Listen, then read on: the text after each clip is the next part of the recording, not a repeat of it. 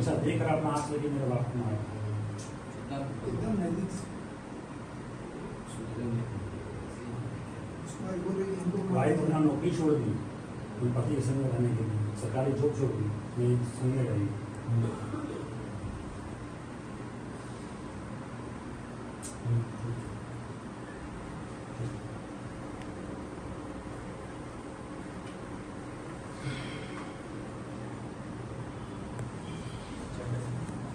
अब पोते पोती को आप लोगों को ही देखना पड़ेगा, तो आपका सारा चला गया है। कितना एज होता है? 42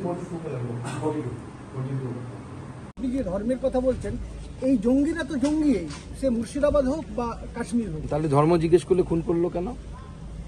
জঙ্গিদের যদি ধর্ম না থাকে তাহলে জঙ্গিরা খুন করার আগে ধর্মটা জিজ্ঞেস করলো কেন?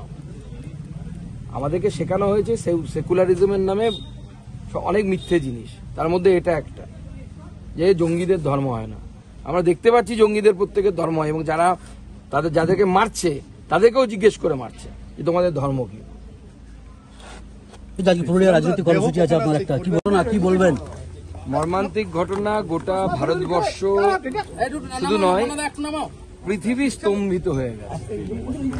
কি ধর্ম, কি রূপ এর, যে ধর্ম জিজ্ঞেস করে করে প্রয়োজনে প্যান্ট খুলে মানুষের ধর্মীয় পরিচয় কনফার্ম করে তারপরে গুলি মারা হয়েছে, কলমা পড়তে বলা হয়েছে। তো অদ্ভুত ধরনের নৃশংসতা আমরা দেখতে পাচ্ছি। আমার মনে হয় গোটা দেশে এ নিয়ে প্রতিবাদ হওয়া উচিত, এবং আপনারা মাননীয় প্রধানমন্ত্রীকে চেনেন, আমরাও চিনি। প্রত্যেকটা রক্তবিন্দুর হিসেব।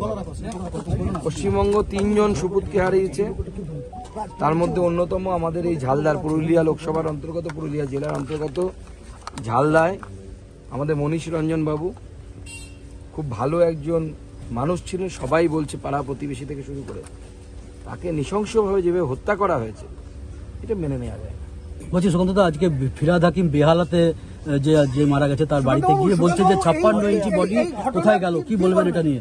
দেখুন, এই বিষয়ে যারা রাজনীতি করেন তাদের আমি বলবো যে আজকে এই বিষয় নিয়ে রাজনীতি করা উচিত না।